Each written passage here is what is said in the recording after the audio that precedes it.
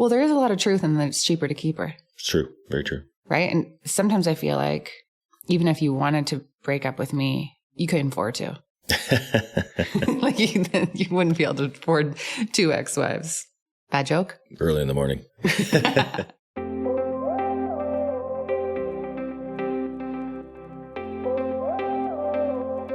Hey, it's Jamie Scrimger. When I became a stepmom, I quickly realized that while moms are encouraged to keep it real, there's a big double standard when it comes to stepmoms.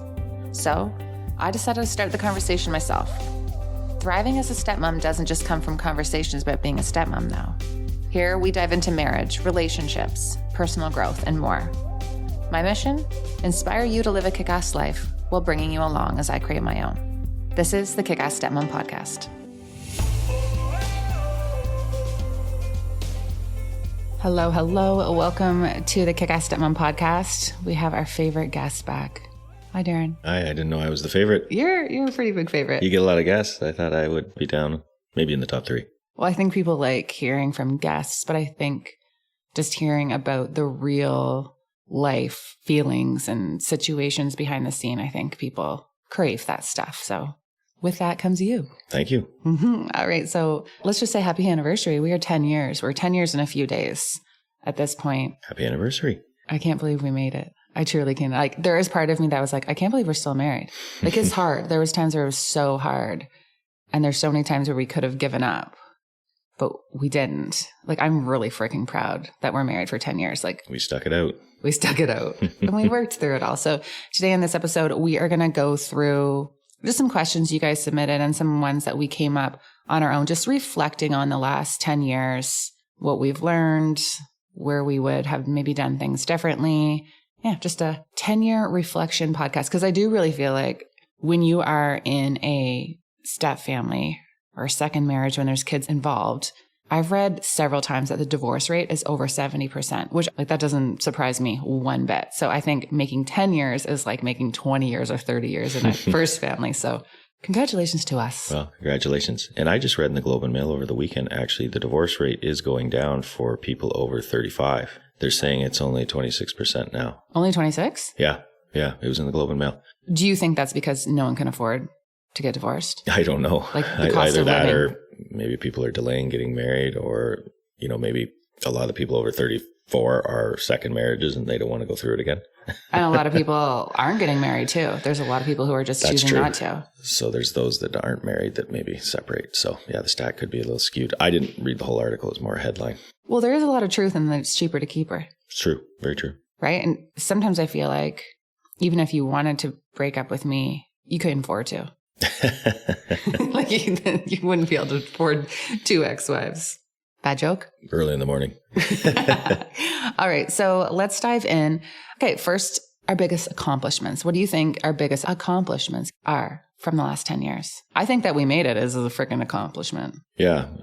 I mean, there's lots of times where it would have been easy to throw in the towel. I think our biggest accomplishment would be that we made it. We had an ours baby. The kids seem to be, they've gotten through it okay. They seem to be okay. Certainly we had lots of worries at times, but they all seem to be doing okay. Like from your divorce? Yeah. It's a big change in their life. And then you came along and it was another change. And now I think they're all doing okay. I mean, we had our struggles here and there, and you were really good with the kids, and we're still not through it. Reese is only 9, but the other kids are getting older and they seem to be doing okay. Mm-hmm. Do you feel like okay or like more than okay? I feel like they're doing great. They're doing great. That's what I mean. That's yeah. what I mean. They're doing great, because you worry, because we were so busy. We had so much going on. We had conflict with the ex at times. We had just our schedules. Mm-hmm. It was busy. And we're getting sort of to the back 9, if so speak, of it. We've got one in university now and one apprenticing and one still in high school. So I think that is our biggest accomplishment, is that the kids are good. Kids are great. Yeah, the kids are good. And we made it. We didn't get divorced. I think that's actually, honestly, I think for any family, that's good. I literally woke up on the day of our anniversary. I was like, holy shit, like I cannot believe we're still married. And I came from divorced parents, and I think a lot of dysfunction. And so I think there was part of me that always felt like our relationship was too good to be true. And I was waiting for the other shoe to drop, if that makes sense. Mm-hmm. Like I just thought I would I don't know, screw it up somehow, or I don't know. Anyway, we're freaking married for 10 years. So I'm proud of that. Okay. So where do you think my biggest growth has been in the last 10 years? I think your biggest growth is your career really grew. Well, I took the struggles and created a platform. Yeah. But when we first got together, you were with Children's Aid, and you've really grown as far as career and being able to mentor people and coach people and help a lot of people. And that's what you wanted to do with Children's Aid. So I think you've had a huge amount of development there and spreading that even wider than you ever imagined. The other thing, I think your self-development too. You've done a lot very of developed. Well, you've done a lot of work. You've done a lot of courses. You've taken a lot of challenges. You've dug deep into your own past. Mm-hmm. Do you think that's helped our marriage? Yes, I think so. Just treading lightly on how well, to but you used to talk about that you didn't think that we would make it at times, because you were just happening with your parents. You're just, ready for that shoe to drop or self-sabotage our relationship. Mm-hmm. I think people do that sometimes. They self-sabotage their own relationship because they just don't believe it's going to work anyway. So yeah, I really think I didn't realize how much trauma and crap I had from my childhood until I came into this relationship and little things would show up for me. I thought I had healed. I thought I had moved forward. I thought it was fine. And then I think when you become a parent yourself, or especially when you become a step parent, it's like everything just is in your face and you have to deal with it. And it was just there. So I feel like at the very beginning, a lot of my triggers and a lot of my insecurities about being a stepmom actually came from the messages I was told as a child, or, my experience as a child. And I don't know, it's all very related. And it got a little heavy. Yeah. Okay. So we can talk about my trauma later. Where do I think your biggest growth has been? I think it's been really nice to see you understand the step family dynamic. And I think that also comes from, I talk about it all the time because it's also my work, but you truly understand that our family's not going to function like a first family. You understand how sometimes things are different with, stepkids versus Reese, or, you're very understanding of my stepmom experience. And I feel safe telling you when I'm struggling, as opposed to maybe at the beginning, you would take it personally. And I think that was because you wanted things to be a certain way. You didn't want me to feel a certain way. You were worried about the kids. There was all these dynamics going on, and you had a lot of people that you needed to please. And now I feel like I can share how I'm feeling and you not take it personally and it not be about how I feel about our family as a whole, but I can just be like, okay, this is how I'm experiencing things right now. And you're a safe place to say that to. Whereas I don't know at the beginning if you had the ability to process that, I guess. Yeah, no, I admit that I probably wanted you to come in and be a certain way and pick up on the mom side, and it wasn't going to be that way. It was going to be a whole different dynamic and different traditions. And, I'm very traditional. When we do something, I want to keep doing it forever, whereas you would change things. And I think it took me a bit to adapt to that, but I have. And again, being safe just to suggest stuff that is going to be different than what I was used to or what the family was used to. I think the kids have developed that way too. They're okay. I remember when we would do certain things, they'd want to do it that year, and you'd be, well, maybe we're going to change it up. And they were very flexible in that too. Yeah. I think flexibility is a key word. You just have to be flexible. And maybe at first, not that I wasn't flexible. There were things I wanted to do for you to make your life better and your experience with the family better. But there'd be certain things where I was just, nope, it's written in stone here and we're not going to change it. And now I'm not like that. I'm like, okay, well, maybe we could do that instead of this. Yeah. And I think, going back to what you just said on how I thought you were going to come in and just kind of be the mom of the house and just kind of be slotted into that role. I also think I did that too, right? I went right in and was doing all the things for the kids and showing up as a mom and showing up and doing, everything, which needed to happen. I wouldn't change that. But I think as things got more complicated and as we got into it, we realized, oh, okay, it's not going to function exactly like a first family, and we need to be okay with that. Yeah. Yeah. What do you think our toughest season was? I think it was at the beginning when we were together and we were married and you were still commuting and you would have a long day and you weren't used to, and we've touched on this in other podcasts, you just weren't used to kids and the busyness and the mess. And then I would kind of have to tiptoe around when you'd come home, and I'd find that we could get in a fight so easy if you'd walked in the door and something wasn't the way you wanted it, or I had let something go. And I think we were, again, very busy at that time. There was lots of sports. There was lots of activities. And I think that was a challenge earlier on. We could spiral very quickly if something little was off. I think anyways, I found we don't argue or fight nearly as much as we did during those periods. Yeah, we definitely fought a lot at the very beginning. There was no honeymoon phase, that's for sure. And I feel like we've come together in our parenting styles a little bit more because I was also coming from children's aid where we were parenting and teaching people to parent by the book. So like structure and routine and consistency and like doing the same thing every single day. And I was like very strict and I thought things should be really strict, but it's really easy to parent out of a book when you don't have kids.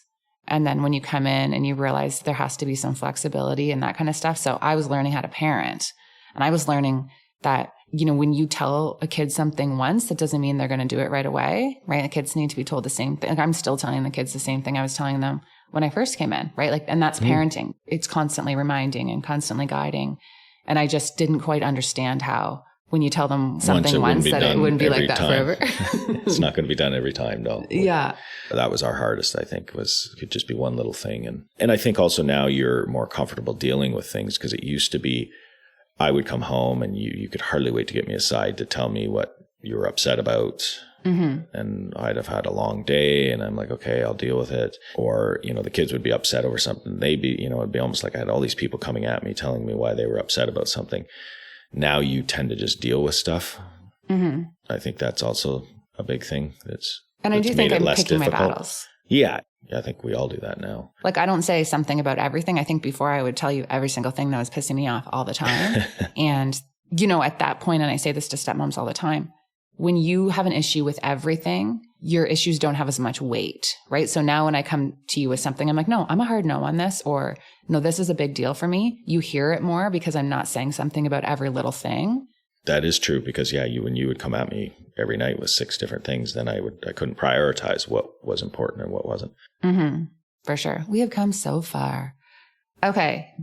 Goals for the next 5-10 years. I think some of our goals for the next 5-10 years are to continue to raise the kids and make them better people and good people in society. They're going to move out at some point though soon, right? And then, yeah, kind of look at our future as far as becoming empty nesters at some point. I mean, we're still quite a ways away from that, but I think our goals, we were talking about our marriage though too. I think we really need to focus on our marriage in the next little while. Like we've been in such a busy season for so long. And then now we have Reese. I think we were better at spending time alone when Reese was younger than we are now because she's so easy to bring.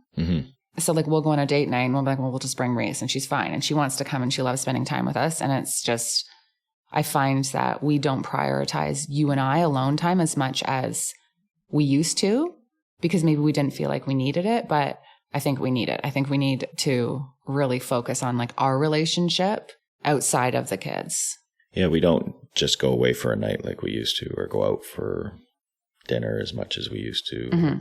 I think since COVID's over, we had a lot of time together. It was great. We'd have every evening together and we'd hang out, we'd chat. And I think since COVID, we've been so busy back in routine that we've forgotten to carve out, like you said, that time alone and even a night or two just on our own. We haven't done that. Yeah, we definitely need to prioritize that. And so, yeah, the next question was, what could we work on in our marriage? And I think that is what we need to work on. Yeah. More time together. We don't have alone time. Yeah. We really don't. For sure. Okay. So say there's a new stepmom or new partner and they're just, you know, in the engagement stage or they're just starting out like early newlyweds. What is your advice to them on how to set their marriage up for success? The first thing I would say is you need to be flexible. Everybody needs to be flexible. You can't come in and say, this is the way it's going to be because you have so many more moving parts than a traditional marriage. When you get married and you don't have kids, or maybe you do have kids together, but you get married, you have so many other things going on that you need to be flexible. You need to be able to adapt quickly to change. And I'm thinking more likely the stepmother in your case here, you had to adapt. I was used to the busyness. I was used to the kids. I was used to the routine that they had. And I think you have to be able to adapt fairly quickly. So I would say that. And I also say you should know what you're getting yourself into as well. When we were dating, we would carve tons of time to be alone. You know, we'd go away for a week. When I didn't have the kids, we would always be alone. So you had all that alone time. Once you get engaged and you get married, you have to realize your alone time is less. Mm-hmm. You have these little people all the time that are part of you. And even if it's the back and forth with their mother, it just still didn't seem like we had as much alone time. You know, we'd be kind of catching up then from the week with the kids or getting ready for the next week, and you don't carve out that alone time. So I think that's important. Those would be sort of my top three. Yeah, for sure. And I think my big thing is to not feel guilty for how you're feeling. I know a lot of stepmoms struggle. They're feeling guilty for maybe preferring alone time without the kids and struggling with their relationship or feeling like they should feel a different way about things. I think we need to be really honest about this is a process. You know, you're a human being. The experiences that you're feeling, they are normal human being emotions. And just be kind to yourself on that, because I know so many stepmoms feel bad for how they're feeling. And I think you can't move past that until you really process how you're feeling and why you're feeling that way. Because it is a huge transition. And I think going back, I didn't even allow myself to have those feelings because I was trying to be that perfect stepmom and, you know, show up the way that you wanted me to show up and, you know, be there for the kids, that I didn't allow it to process. And then all of a sudden, when we got in, it literally hit me, right? We got into the depths of parenting. It all kind of came back on me. So I really needed to just like allow myself to experience the experiences instead of pushing them through or pushing them away, I guess. Make sense? Yeah, totally. I have been obsessed with mocktails lately, and I have a new one that I want to share with you. It is super refreshing. It's called the Grapefruit Mint Refresher. Here's the recipe. 1/2 cup of water, 1 cup of ice, 2 sprigs of mint, and a 1/2 stick pack of Element grapefruit salt. You know I'm a huge lover of Element, which is a tasty electrolyte drink with everything you need and nothing you don't. That means lots of salt with no sugar, artificial ingredients, coloring, etc. Formulated to help anyone with their electrolyte needs and perfectly suited to folks following a keto, low carb, or paleo diet. From professional athletes to everyday moms, it's for everyone. Now, not only am I drinking Element before and after workouts, when I need to rehydrate, when I'm traveling, and after some wine, I now use it to make my mocktails and cocktails. Seriously, throw in some lime salt with some soda, tequila, lime, and mint, and it is also extremely delicious. 100 milligrams of sodium, 200 milligrams of potassium, and 60 milligrams of magnesium. Staying hydrated is crucial and a huge priority of mine. Proper hydration isn't just about drinking water, though. It means having adequate water and electrolytes. When you purchase Element from www.jamiescrimger.com/kickassstepmom, Element is giving my listeners a free sample pack so that you can try all the flavors and pick your faves. That's www.drinklmnt.com/kickassstepmom to get a free sample pack with your purchase. For a while there, Darren and I were out of sync. From our calendars to communication to what was going on in each other's lives, there was just so much going on that date night and connecting with each other fell off the list. And when we did have one-on-one time, Reese was with us. Surprise, surprise. It was just such a challenging time. And I know that you guys know when your relationship isn't solid, the extra stressors that come with step-family life don't always feel worth it. So keeping your relationship on track is very important. Insert Coupla. So Coupla is a relationship app created for couples by a couple. It has helped thousands of couples connect using a shared calendar, to-dos, and reminders to spend more quality time together and connect on a deeper level. The calendar feature allows couples to easily manage each other's work and home schedules while also incorporating various family calendars into one convenient location. The calendar allows couples to prioritize date nights and quality time with each other and navigate through calendar conflicts and scheduling challenges that arise from juggling work, kids, exes, and more. Now, one of the big challenges that stepmoms have is that they aren't always in the loop about schedule changes with the kids. I don't know about you, but this used to drive me crazy. Coupla can help with this. When your partner adds a new schedule to the calendar, you will automatically be in the loop. You can also keep date nights on track with the date planner. As we all know, a regular dedicated time with your partner is one of the best things you can do for your relationship. But with work and friends and children and all the things demanding your attention, it can be hard to carve out that time to be together. So you can plan dates easily, get reminded about your upcoming dates, and keep your date nights on track. Coupla also has the only task manager and to-do list specifically designed for couples. Beyond simply managing groceries, couples utilize these lists to organize everything from planning their next vacation to managing a home renovation to curating exciting date nights ideas and keeping track of gift ideas. Coupla is offering a 50% discount off an annual subscription for my listeners for the first year. All you have to do is enter Jamie when you check out. You can get the link via my show notes, or you can also download Coupla from the App Store. And after onboarding on the subscription page, you can click Redeem Offer and enter the code Jamie to get your discount. All right, so we have some questions from listeners. I just asked on Instagram last night. So does the drama with the ex ever get easier even after 10 years? I'd say it does. It's less. Yeah, for sure. But I also feel like you get better at dealing with it, right? And, we didn't have a lot of drama. Well, I guess it depends on your definition of drama, just conflict, I guess. But you also get better at dealing with it as well. Yeah, I would say it definitely gets less, or you don't buy into it as much. I mean, we probably have some of the same conflicts we've always had, but you don't always jump in with both feet and, you sometimes walk away or... Mm-hmm. Yeah, it doesn't seem as bad, to be honest. It doesn't seem as bad. It seems the last year. Now, that could be the place she's in. It could be I don't know. There could be a lot of factors that it could change, but it seems to have gotten better every year for the last sort of 2-3 years. Yeah. And I think if you're in the depths of drama with the ex, you can say to yourself, okay, how are we reacting or responding to this that is allowing this to continue too, right? Because sometimes we are like, oh, the ex is causing so much drama, or the ex is doing this. You have to stop and ask yourself, okay, how are we responding to this? Are we responding? Because you don't actually have to respond to every argument you're invited to. Like, that's a very good quote. What's the other one? Is sometimes peace is better than being right.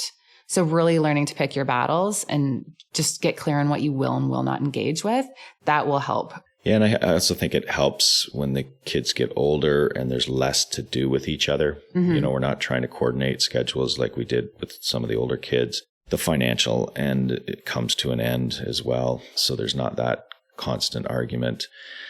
So I think as time goes on and the kids get older, that naturally helps with any kind of drama or conflict. Mm-hmm. Next question. Are there any fights that you can recall that seemed like a big deal at the time, but now seem silly? Yeah, probably everyone. Lots of them. Every single fight, right? Yeah. I can't think of one we used to get in some specifically offhand, but again, it would often have to be with you coming to me, something the kids did, and then I'd be, okay, is that big of a deal? Or, it would spiral into me feeling like you didn't respect me and I don't have a role in this family. And then we would be fine that night. We'd end up hugging and cuddling, and I'm like, we just wasted 4 hours of our night arguing over something that being pissed really wasn't that big of a deal. Mm-hmm. I do feel like, looking back, you brought in your fighting style or argument style or dealing with the ex style into our marriage. Because I remember you saying to me, I always felt like it was better to ask for forgiveness than permission. So you maybe wouldn't communicate about things as much as I wanted you and I deserved, but that was just kind of how you guys had done things. And so you brought that style into our marriage. And then on the flip side, I was dealing with my insecurities and my abandonment situation and just having all of these kind of stories I was telling myself. So when you wouldn't communicate with me, I thought you were leaving me, right? I thought I wasn't a priority or wasn't. So we both had our baggage from the past that came into how we fought in our present day situation. And I think once we realized that we were both doing that, it helped. Yeah, actually, right. I think that's a big thing because, there would be things where I would just, okay, I've got to tell her about this, but you thought I'd be pissed. I don't want to have a huge fight tonight because we're having a great night. I'll wait. I'll push it. And it's because that's what would happen in the past. But I wouldn't have been pissed. But you wouldn't have, that kind of thing wouldn't have bothered you. And I had to learn, just tell you, just say, yes, this is what's going on. And you'd be like, okay, that's fine. Thank you for telling me. Would be more your answer than just. You spent more time avoiding it than it took to tell me. And then it was easier. But again, you come from a previous relationship where that might have been a big argument and a standoff for a while, which I just was tired of. So Mm-hmm. Yeah. Does it get easier? We are married 2 years, together 5, and BM, so that's birth mom, seems to be worse and struggling. I think there's a lot of situations where it doesn't get easier and that person never heals or never moves forward. But I do, going back to what I was saying, you guys need to do the work on your marriage and on yourself to get better at dealing with that, right? Because at the end of the day, it's the two of you against the world. So what kind of boundaries can you set up? How can you deal with things differently? How can you shut things down? Because, even though for us, I do feel like it did get easier, I think a lot of that has to do with the way we changed how we were reacting and showing up. Yeah, that's true. When you say BM is not doing as well, that goes in cycles. We found that too, where BM is doing great and it's fine for a while, and then it would go back the other way. So that can change, but remember, it's going to be a cycle. Mm-hmm. You think it's going to be great and it's for perpetuity, and then it isn't. And that's what we had to learn, is not set expectations that when things are better, they're going to remain better. We know that it could get bad again. And I realize that right now there will be something down the road, but right now it has been better the last little while. Mm-hmm. I think there's so much power in the way people treat you is more about them than it is about you. And often when people are lashing out or they're struggling or they're, causing, quote unquote drama, they're struggling in their own life. There's something that's coming up for them. And the same goes for us though, too, right? So we really have to check ourselves and say, is this about me? Like, is this about something that I'm going through? Like, why am I reacting this way too? So I think just kind of being cognizant of that is powerful. Yeah. But then there are things that, we couldn't control, financial things in that used to bother me. It wasn't about I was having a bad day or about me. I did not like the financial situation that it was putting us in at times, mm-hmm. when we couldn't come to agreements on things. So, but I would say the way you dealt with that had to do with where you're at. There's times where that didn't really get to you. And there was times where it really did get to you, right? Like, mm-hmm. There's so many things we can't control, but we can control ourselves. Yes. Yes. How do you guys do financials? Is it together or separate? I'd say we're together. We're all together. Yeah. Yeah. We didn't at first, but then, you were doing a lot of roles with the household. I had like $6 in my bank. Well, you were just covering certain costs and different things. And then we just decided to move our bank account together because there were bills coming out that you were covering, stuff that I was covering. And then, we just have now done everything together. Yeah. We've done everything together. Yeah. But that didn't happen overnight. That was a transition over time. No. And I do think there's something here. So you make more than me, period. Right. And so you have more costs than me. I do feel like maybe if we did everything together and I was making more than you and I felt like I was paying for more of the kids than you, I think, did you get what I mean? There's a little bit of a difference there. So I think it doesn't work for everyone. I think you have to decide how you're going to deal with financials for your unique situation and how you feel comfortable with your finances. You're also in finance. So like, I feel very confident having you just like run that stuff. So that works for us as well. How often do you make time for just the two of you? Yeah, we've kind of touched on this, but not as often as we should. We used to do it quite a bit, but we have been neglecting that, I think, the last year or two, mm-hmm. At least the last year for sure. But we used to be regular, carve out time alone. And we've been so busy. It seems like mm-hmm. there's just stuff every weekend, every night. So we've actually made that one of our goals. Mm-hmm. What is something you wish you would have handled differently in the past? I think some of our fights earlier on, we would both just be so stuck on our point, trying to get it through. I think sometimes just for me, just to nod and be like, okay, I do agree with that. But I'm not in the place right now mm-hmm. to sit down and say, oh, you're right. Let's absolutely do that. Let's just, I agree with you. But, I think we used to just sort of pound away at our own side of the argument, and we don't do that as much now. One of us will usually say, okay, well, you're right, or I agree with you, or no, I'm not going to agree with you, but let's drop it. Mm-hmm. I think we've understanding each other's perspectives. Like, we don't necessarily agree on everything, but we respect that the other person is experiencing it that way. Mm-hmm. I like that we can do that now. Something I wish I would have handled differently. I feel like I got involved in some of your conflict with the ex at the very beginning. Like, I felt like it was my job to come in and fix everything or share my thoughts. Like, there were some things that I had said to her at the beginning that I was like, God, I can't believe I had the balls to even say that to someone.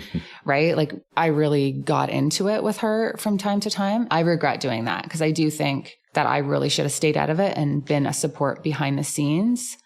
But then again, sometimes it worked, right? Sometimes I was able to minimize the conflict, but I do feel like that's impacted our ability to have a... But you were brought in sometimes to our conflict. I'll give you credit that sometimes when you got involved, sometimes you would take it upon yourself and get involved. But sometimes I just felt like I needed to write an email. There were times when you would get pulled in because you were involved with things with the kids and doing things and helping me out. And you felt you had to say something because maybe I wasn't saying it the proper way. And you would need to bring a perspective that, hey, this is what's going on and you need to be aware of this.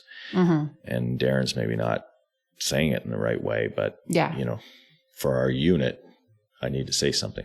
Yeah. But sometimes you would come in when you probably didn't need Guns to. a-blazing. This little 26-year-old, oh my gosh, I can imagine, I can put myself in her shoes. Like this little 26-year-old comes in, is now with her kids half the time and is now telling, well, God, she dealt with it well, I will say.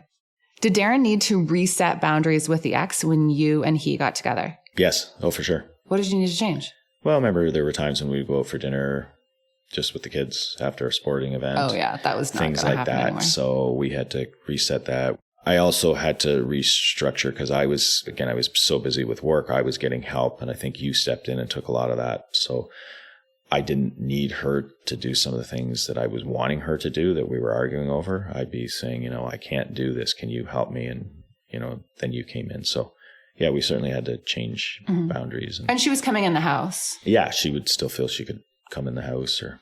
That was a no. I didn't actually have to say that. You're the one who said that. Yeah, I said it. Yeah. There's also, do you know, there's situations in the stepmoms, like, yeah, the ex still comes into the house, like as if nothing's wrong with that, or it's not like impeding on my space. And the husband or the partner doesn't want to say anything. I was never like that. You needed to say something. I said, you know, you can't just. Something does need to change. When a new relationship comes in, there does need to be a shift, and things can't continue on the way that they have been unless everyone is totally comfortable with it. That would be what I would say on that. What is the biggest lesson you've learned about marriage in the last 10 years? My biggest lesson would be really putting myself into your shoes at times when I would be upset because I'm like, why is she getting so mad over this?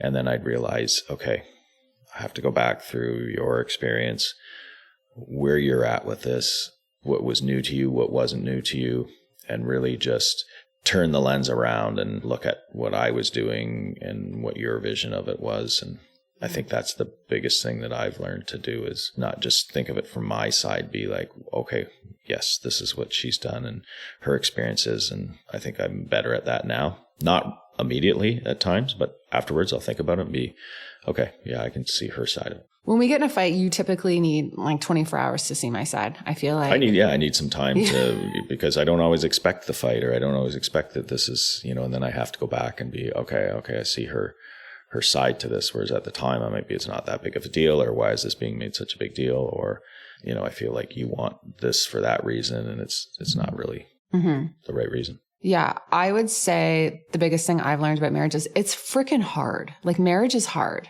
It's not all bliss. It is literally something you commit to and recommit to every single day, I think. Right? There's so many times where we could have called it and walked away and had good reason to. Like not a ridiculous reason to split. But you have to commit and recommit. Every day isn't all hearts and sparkles. And it's not all like Instagram reels and montages and all the things. And I know sometimes people think that our marriage is perfect because of, I do really like to do those Instagram reels, but you know, you got to live for those highlight moments, because in between those, it can be hard and irritating and challenging. And I think too, you have to respect everybody has to balance a lot of things. Not everybody. We both have great friends. We both have extracurricular things that we like to do, but we love our time together, and it's managing all those things. We both work long hours. We've got the kids. So it's a real juggling act in our marriage. And I think that's important to respect that. And also sometimes there's difficulties with that. I like to go off with my buddies every once in a while and do different not things. Every once in a while. No, and I've been like that for 20 years. It's hard to change that, but I like that. But sometimes it's not the most convenient thing when we've got a lot of stuff going on. So I think we're really good now at helping each other juggle all of the different things we want. You have things that you like to go and do that you just need time on your own, or you know, work things, development things. Yeah. I think that's really important. I agree. And I think we're really getting good at understanding that we're our own people and accepting that about, like, this is who you are. And this is what you like. This is what you prioritize. This is what you value. I can't control you. Spent a long time trying to control you. Did not work. It just actually backfired.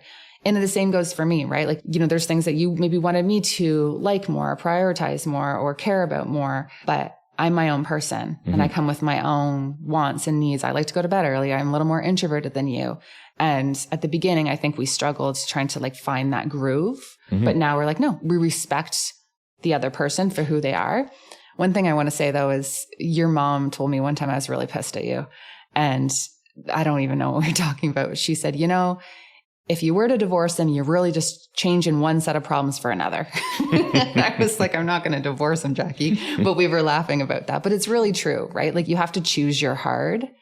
And in these situations, like, this is a hard that I choose. And the other thing I want to say is everything does come in seasons. There's a lot of really tough seasons, but it does pass. You just have to ride it out. So making a permanent decision on a temporary emotion, I believe that's like a quote card floating around Instagram. It's really important to just like make sure things cool down and then make those decisions, because you don't want to make a heated decision. No, because you regret it. And I'm good at thinking that through too. Do I want this to be a really bad outcome when we're arguing over something very little? If I step back from it, it's okay. It's not that big a deal. Yeah, for sure. And I think people can let that stuff spiral. Okay. So last question. What are your top tips and advice for those who are newly engaged or starting the blended family? And we did kind of touch on this, but I think some real tangible tips to add to that is get clear on your roles and expectations from the beginning. Like, I think that people don't go into blended families with enough planning.